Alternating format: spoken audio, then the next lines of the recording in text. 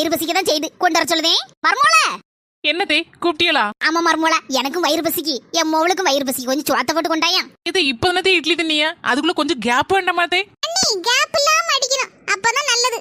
Gap இல்லாம வாரை போ. தாத்து இந்தா கேப் இல்லாம அடி. மர்மோல குழம்பு அடிபொலியா இருக்க. ஆமா, என்ன மாதிரியே அப்படியே வச்சிருக்கேன் மர்மோல.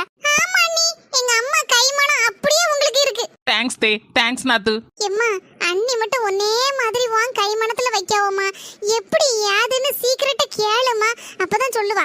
மர்மோல என்ன மாதிரியே வச்சிருக்கல குழம்பு, இதோட சீக்கிரட் சொல்லு மர்மோல. கண்டிப்பா சொல்லிதான் ஆகணுமாத்தே. ஆமா அண்ணி.